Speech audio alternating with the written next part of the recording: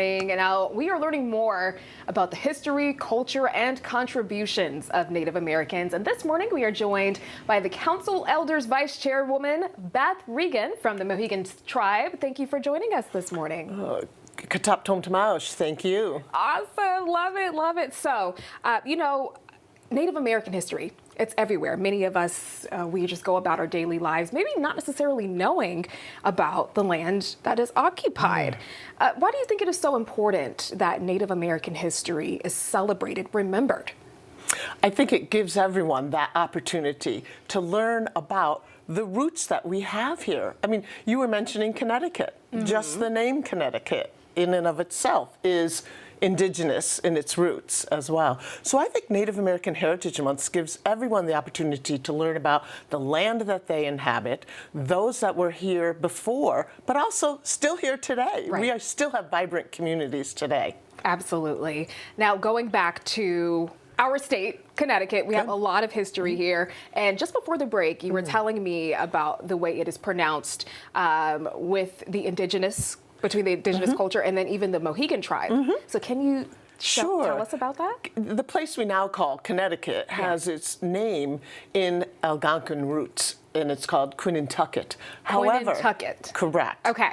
But that's more of the broader language family. When I look at our language in Mohegan, I'm blessed to be able to learn how we said this word in our language, and that would be Quinnintucket, and that means on the long river, or at the long river. Yeah, referring to what we now call the Connecticut River. Awesome. Which we called probably the Long River. The Long River, yes.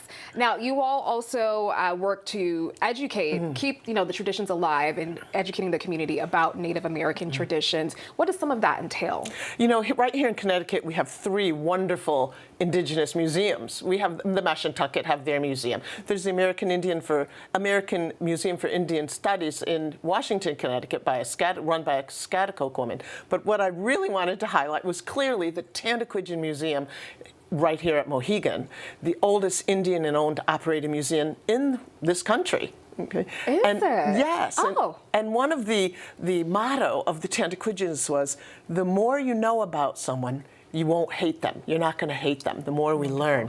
And that was the motto built around which this museum was built, I should say, right here at Mohegan. So people have an opportunity to come and learn not about our history and culture, but also by Mohegan people that run this museum, and they can show we still have vibrant communities today. Yes, and it's not, just a name and things in past tense.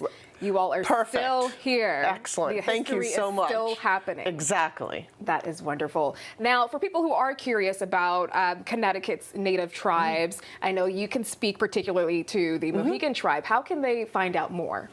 You know, I think right now our educational system is really going to be doing a good job. The state of Connecticut, in partnership with our 5 tribes here in Connecticut, are creating curriculum. So I think it starts with our children, and that's what I'm really looking forward to.